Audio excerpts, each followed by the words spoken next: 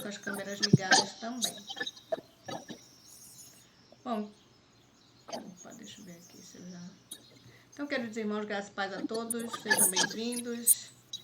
Estamos aqui agora na segunda parte. Eu quero ler o texto que nós lemos no início da jornada, que é o texto de Jeremias 2, verso 13. Porque o meu povo fez duas maldades. A mim me deixaram no manancial de águas vivas e cavaram cisternas rotas que não retêm as águas. Baseado nessa leitura, nós vamos ler o capítulo de hoje, que está no capítulo 35, de Mente, Caráter e Personalidade, volume 1, a influência da percepção. Conosco está a nossa querida irmã Nívia Maria da Assembleia. É com ela a palavra, irmã. Deus te abençoe. Amém. Bom dia, eu quero iniciar, este capítulo mostrando o significado da palavra percepção. Ato, efeito ou faculdade de perceber. Então, através das nossas faculdades, possamos perceber o que está nos influenciando, se é o nosso mundo intelectual ou espiritual. No primeiro título lá, uma lei nos mundos intelectual e espiritual. É lei, tanto na natureza intelectual como na espiritual, que pela contemplação nos transformamos. O espírito gradualmente se adapta aos assuntos com os quais ele é permitido ocupar-se, identificar-se com aquilo que está acostumado a amar e reverenciar. Então, pela nossa percepção, vamos mostrar o que estamos amando, o que estamos reverenciando. A contemplação do mal corrompeu os antediluvianos. Ao contemplarem o mal, tornaram-se os homens transformados na imagem deles, até que Deus não mais pôde suportar a sua impiedade e foram arrebatados pelo dilúvio, mudados para melhor. Olhando para Jesus, adquirimos visão mais brilhante e distinta de Deus, e pela contemplação somos transformados. A benignidade e o amor para com nosso semelhante tornam-se-nos um instinto natural. Desenvolvemos caráter que é uma cópia divina, do divino. Crescendo à sua semelhança, ampliamos nossa capacidade de conhecer a Deus. Mais e mais entramos em comunhão com o mundo celeste e temos o poder incessante e crescente de receber as riquezas do conhecimento e sabedoria da eternidade. Quando contemplamos a Cristo, crescemos na tua graça para a eternidade, porque só falamos na sua palavra, da sua divindade. Ao contrário dos antediluvianos, que contemplaram a si mesmo e só saíram coisas naturais. Não tiveram como ter as coisas espirituais para ser guiadas. Mudados para pior. E ao contemplar que somos transformados e negligenciando os preceitos sagrados nos quais Deus revelou aos homens a perfeição e a santidade do seu caráter, atraindo o espírito do povo,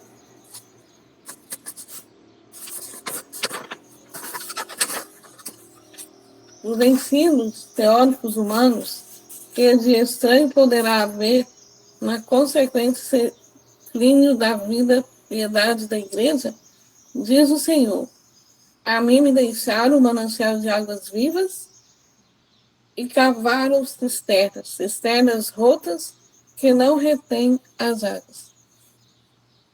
A vida transformada pelo ver.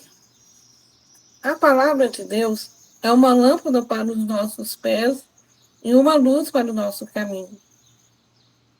Guardo no coração as tuas palavras para não pecar contra ti. O coração previamente ocupado com a palavra de Deus é fortalecido contra Satanás. Os que tornam a Cristo seu cotidiano companheiro e familiar amigo sentirão que os envolvem os poderes de um mundo invisível e, olhando para Jesus, se tornarão assemelhados à sua imagem, contemplando, tornando-se transformados segundo o modelo divino. O caráter se lhes torna abundante, recebendo dignificado para o reino celestial. Percepção seletiva. Deus não deseja que nós ouçamos tudo o que existe para ser ouvido, nem vejamos tudo o que existe para ser visto. É grande bênção fechar os ouvidos para que não ouçamos e os olhos para não vermos. Nossa maior ansiedade deve ser a de ter a clara visão para discernir nossas próprias faltas e ouvindo ligeiro para apanhar todas as instruções e repreensões necessárias, a fim de que por nossa desatenção e descuidado não as deixemos escapar e nos tornemos ouvintes esquecediços, em vez de cumpridores da obra. Então, na percepção seletiva, não quer dizer que tudo que ouvimos tem de ser absorvido. Deus quer que nós façamos uma seleção. Tudo aquilo que nos eleva a Deus, nós absorvemos. E tudo aquilo que não nos edifica, que possamos abandonar, para que possa cumprir a obra de Deus em nós. Manter alerta as faculdades da percepção. Se sois chamados a uma reunião conciliar, perguntai a vós mesmos se vossas faculdades perceptivas estão em condições adequadas para pesar a evidência. Se não estiverem em condições apropriadas, se vosso cérebro estiver confuso, não tendes direito de tomar parte da reunião. Sois irracíveis. É vosso temperamento doce e fragrante, ou é tão agitado e desagradável que sereis levados a tomar decisões precipitadas? Tendes a sensação de que gostaria de lutar contra alguém? Então não vades à reunião, pois se fordes por certo, desonrareis a Deus. Pegai o machado e cortai lenha, ou empenhai-vos em algum exercício físico, até que o vosso espírito esteja brando e facilmente acessível a rogos. Justamente tão certo como o vosso estômago está causando perturbação no cérebro, vossas palavras criarão perturbações na assembleia. Mas tormento é causado por distúrbios digestivos do que muitos reconhecem. A percepção influenciada por hábitos físicos controlados pela consciência. Os que desejam possuir espírito claro para discernir os planos de Satanás devem ter apetites físicos sob o domínio da razão e da consciência. A ação moral vigorosa das mais altas potências da mente é essencial ao aperfeiçoamento do caráter cristão. É o vigor e a fraqueza da mente tem muitos que ver com nossa utilidade no mundo e nossa salvação final. O exercício melhora a percepção. O cérebro e os músculos devem ser proporcionalmente exercitados. Se quer manter a saúde e o vigor, a juventude pode, então, pôr no estudo da palavra de Deus saudável, percepção e nervos bem equilibrados. Terão pensamentos sãos e poderão reter as coisas preciosas tiradas da palavra. Dirigir-lhe-ão as verdades e, em resultado, terão energia mental para discernir o que seja verdade. Depois, segundo o exigir a ocasião, podem dar a todo homem que lhes pedir. A razão da esperança neles há, com mansidão e temor. A perfeição maior, aumentada a percepção. Quanto mais o homem se aproxima da perfeição moral, mais acentuada é a sua sensibilidade, mais aguda a percepção do pecado. E mais profunda a simpatia para com os aflitos. A tristeza obscureceu a percepção de Maria. Então, ela se voltou para se afastar, mesmo dos anjos, pensando em encontrar alguém que lhes dissesse o que fora feito com o corpo de Jesus. Outra vez, a ela se dirigiu: mulher, por que choras? Em busca, através das lágrimas que lhe espanavam os olhos, Maria viu a figura de um homem e, pensando que fosse o hortelão, disse: Senhor, se tu levaste, diz-me onde o puseste e eu o levarei. Percebeu a Jesus por sua voz. Mas então, em sua voz familiar, lhe diz Jesus: Maria. Agora sabia que não era um estranho que se dirigia a ela. E voltando-se, viu diante de si o Cristo vivo. Em sua alegria, esqueceu que ele fora crucificado. Saltando para ele como para abraçar-lhe os pés, disse: Rabone. Então, dependendo, conforme a nossa percepção, escurece o nosso esclarecimento. Quando Maria estava triste, não percebeu com quem estava falando. Mas quando a percepção veio pela voz de Jesus, claramente ela percebeu que era ele. Então, devemos cada dia termos a percepção através da palavra de Deus, pelo mundo espiritual, para que possamos andar nessa terra em espírito e em verdade, ao invés de andarmos pela natureza e seguirmos pela nossa percepção. Condescendência com a apetite amortece as faculdades perceptivas. O Redentor do mundo sabia que as contemporanizações com apetite estavam causando debilidade física e amortecendo as faculdades perceptivas do modo a não se poderem discernir as coisas sagradas e eternas. Ele sabia que a condescendência própria estava a perverter as faculdades morais e que a grande necessidade do homem era a conversão de coração, espírito e alma. Na vida de condescendência própria, há outra de abnegação e sacrifício. O pecado obscurece a percepção. É o pecado que nos obscurece a mente e enfraquece a percepção. À medida que nosso coração é expurgado do mal, a luz no conhecimento da glória de Deus, da face de Jesus Cristo, iluminando-lhe a palavra e refletindo-se na face da natureza. Declararam-la mais e mais amplamente misericordioso e piedoso, tardios em iras e grande em beneficência e verdade.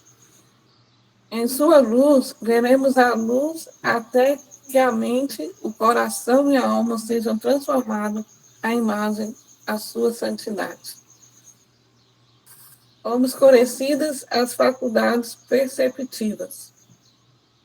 O que nos faz obscurecer as faculdades perceptivas é o orgulho, o amor próprio, o egoísmo, o ódio, a inveja e o ciúme têm obscurecido as nossas faculdades perceptivas. Como Cristo enfrenta as percepções obscurecidas pelo pecado? Cristo desceu para tomar sobre si a natureza humana, a fim de que alcançasse a caída da raça humana, erguendo-a. Mas a mente dos homens tornaram-se obscurecidas pelo pecado. Suas faculdades acham-se entorpecidas, de modo que não discerniam seu caráter divino sobre a roupagem da humanidade. Esta falta, a preço de sua parte, era um obstáculo à obra que ele desejava realizar por ele. E para dar força aos seus ensinamentos, ele muitas vezes se achou em necessidade de definir e defender sua posição. Então, aqui, Cristo, ele desceu, né? Para dar-nos a percepção dos nossos pecados, para que pudéssemos saber nos guiar da percepção da moral, né, do pecado que nós fomos destinados a cair neste mundo. Ele deu a sua própria vida e o pecado não nos deixa ter essa percepção. Referindo-se ao seu caráter misterioso e divino, ele procurou dirigir-nos a mente para uma cadeia de pensamento que seria favorável ao transformador poder da verdade. Servia-se também das coisas da natureza que lhe eram familiares, para ilustrar verdades divinas. O solo do coração era assim preparado para receber a boa semente. Fazia os ouvintes sentir que os seus interesses eram identificados com os deles, que seu coração palpitava em correspondência com o deles, em suas alegrias e suas tristezas. Ao mesmo tempo, viu nele a manifestação do poder, excelência muito superior aos possuídos por seus mais honrados rabis. Então, ao mesmo tempo, como ele veio como divino, ele também se tornou familiarizado às nossas fraquezas, para que entendêssemos que, mesmo ele sendo filho de Deus, ele também sofria com nossos sofrimentos. Os ensinamentos de Cristo eram marcados por uma simplicidade, dignidade e poder, até aí desconhecido deles. Em sua involuntária exclamação era: jamais alguém falou como esse homem. O povo ouvia-o de bom grado. Paixões não controladas prejudicam as faculdades perceptivas. As paixões inferiores devem ser estritamente vigiadas. As faculdades perceptivas são mal empregadas, terrivelmente mal empregadas, quando se permite que as paixões corram desenfreadas. Quando se concedem com as paixões em lugar de circular por todas as partes do corpo, aliviando assim o coração e purificando a mente. É o sangue atraído em quantidade excessiva para o órgão interno. Como resultado, vem a doença. Não pode o homem ser sadio até que o mal seja notado e corrigido. A mente pode ser educada de modo que aceite a mente pode ser educada de modo que aceite o pecado. Uma longa operação preparatória desconhecida ao mundo tem lugar no coração. Antes que o cristão cometa francamente o pecado, a alma não desce de pronto na pureza e santidade à depravação, corrupção e crime. Leva tempo para que se degradem aqueles que foram formados à imagem de Deus, ao estado brutal e satânico. Pelo contemplar, nos transformamos. Alimentando pensamentos impuros, o homem pode de tal maneira conduzir a mente que o pecado, que uma vez repugnava, torna-lhe agradável. Então, não é da noite para o dia que nós nos corrompemos, né? O nosso dia a dia, conforme vamos vivendo, é que o pecado vai moldando em nossas vidas. Assim como nós nos alimentamos da palavra de Deus, nos fortalecemos. As faculdades tornam-se um joguete do inimigo. Deus não dá ao homem permissão de violar as leis de seu ser, mas cedendo às tentações de Satanás para conceder com a intemperança, o homem põe a mais elevadas faculdades em sujeição aos apetites e paixões animais. Quando estes adquirem ascendência, o homem criado um pouco menor do que os anjos, com faculdades suscetíveis do mais alto desenvolvimento, entrega-se às faculdades susceptíveis do mais alto desenvolvimento. Entrega-se ao domínio de Satanás, e ele obtém fácil acesso aos que se acham escravizados ao apetite. Devido à intemperança, um sacrifica a metade e o outros 2/3 de sua faculdade física, mentais e morais, tornando-se joguete do inimigo.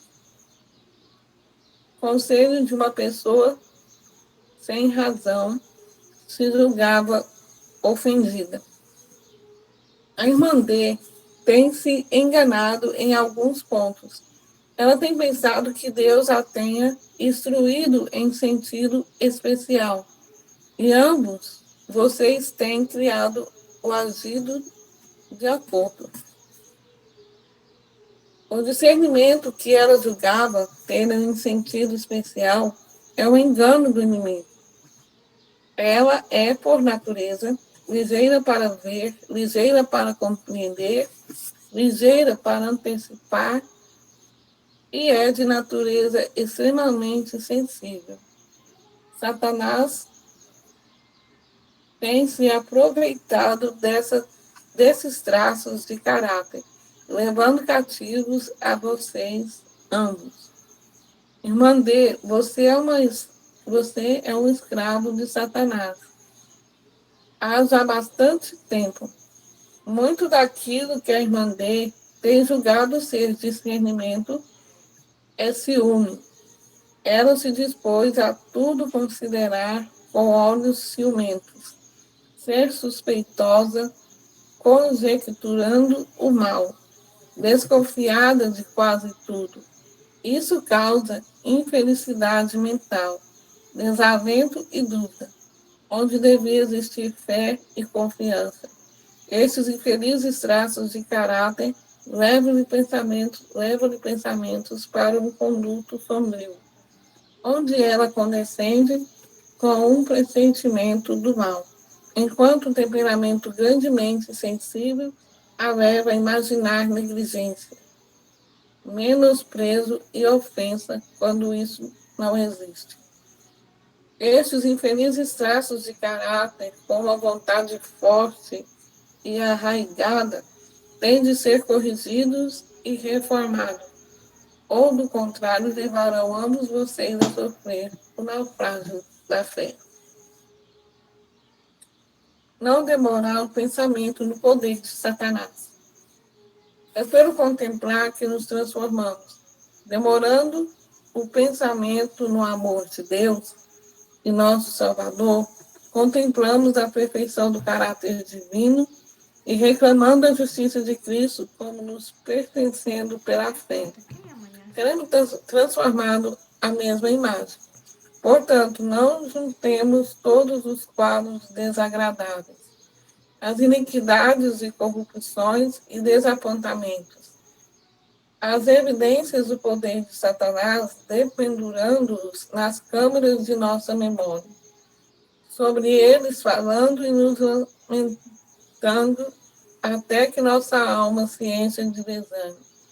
Uma alma desanimada quer dizer um corpo entregue, não só deixando luz de receber a luz de Deus, mas impedindo também que outros recebam. Satanás satisfaz-se com ver os efeitos dos quadros de seus triunfos, tornando os seres humanos desanimados e sem fé.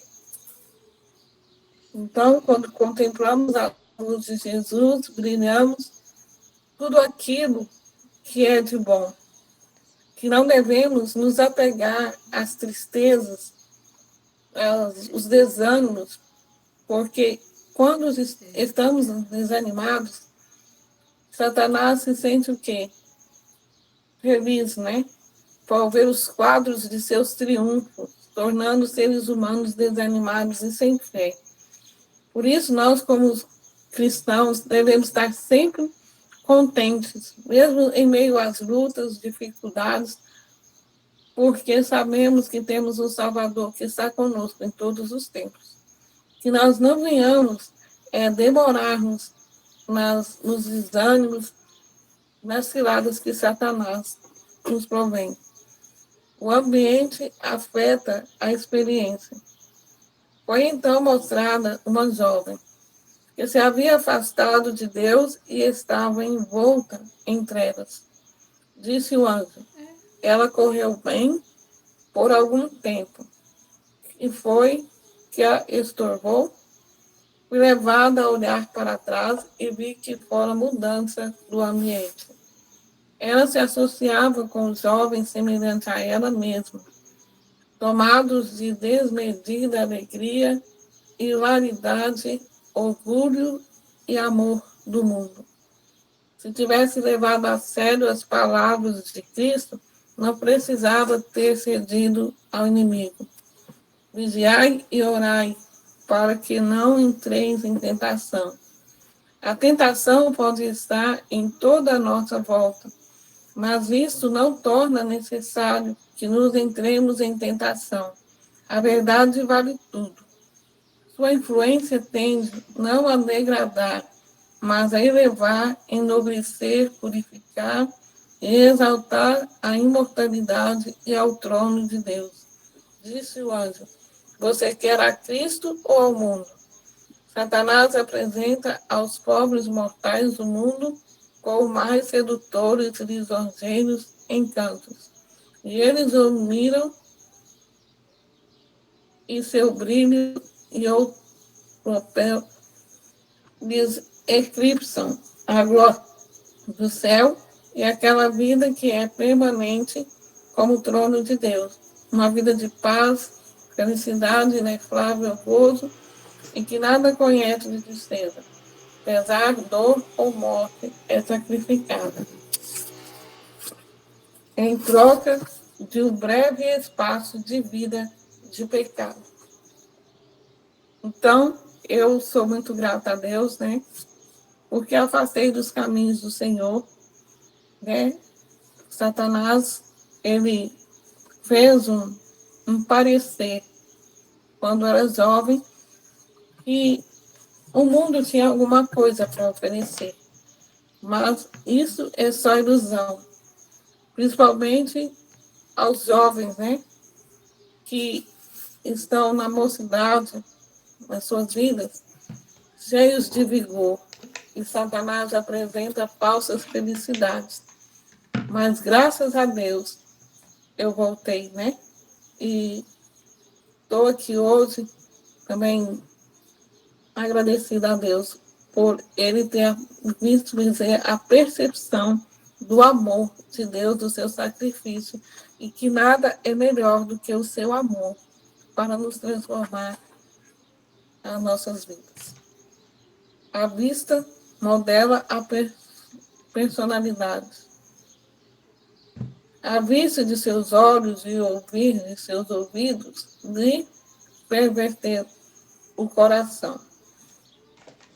Percepções confundidas pelas preferências de vantagem temporais. Ló escolheu Sodoma como residência, porque olhou mais as vantagens temporais que havia de obter, que a influência morais que o cercariam a ele e a família. Que lucrou ele quanto aos bens deste mundo?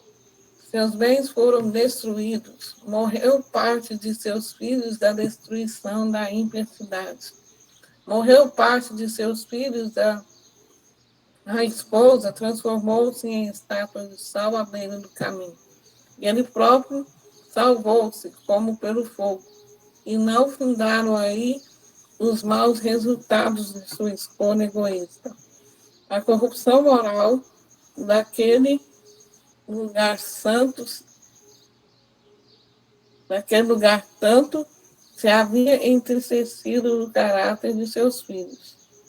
Entretecido o caráter de seus filhos, que não poderiam discernir entre o bem e o mal, entre o pecado e a justiça. Percepções obscurecidas a verdades eternas. Daqueles que fizeram mal uso dos meios dedicados a Deus, exigido prestarem contas de sua mordomia. Aos que egoístamente lançavam mão de meios por causa de seu amor do ganho. Outros não têm consciência delicada. Esta foi cauterizada por um egoísmo longamente acariciado. Sua mente flui por tanto tempo um conduto baixo, egoísta, que eles não podem apreciar coisas eternas. Não dão valor à salvação. Parece impossível elevar-lhes a mente de modo a estimarem devidamente o plano da salvação ou o valor da expiação. Interesses egoístas elevaram-lhes o ser todo, prendendo qual um imã a mente e as afeições, atando-as a um baixo nível. Algumas dessas pessoas jamais alcançaram a perfeição do caráter cristão, pois que não veio o valor e a necessidade de semelhante caráter. Seu espírito não pode ser levado de modo a ficarem cantados com a santidade. O amor próprio e interesses egoístas, por tal forma, se entreteceram no caráter que não podem ser levados a distinguir o sagrado e eterno do comum. O que vivifica as percepções. Quando o coração é purificado do egoísmo, quando o coração é purificado do egoísmo e o egoísmo, eles estão em harmonia, egotismo, eles estão em harmonia com a mensagem de Deus. Deus lhe envia. As percepções são privadas, as sensibilidades enobrecidas, o semelhante aprecia o semelhante. Quem é de Deus ouve as palavras de Deus. João 8:47. Então, entre os mundos da percepção espiritual e natural da natureza, devemos ter a percepção espiritual. Devemos viver em espírito e em verdade. A palavra de Deus nos diz: buscai primeiro o reino de Deus e as demais coisas vos serão acrescentadas. E quando buscamos a palavra de Deus, em primeiro lugar, teremos a percepção espiritual. Esse é o meu desejo e a minha oração para que nós todos possamos viver em espírito, em verdade. Amém.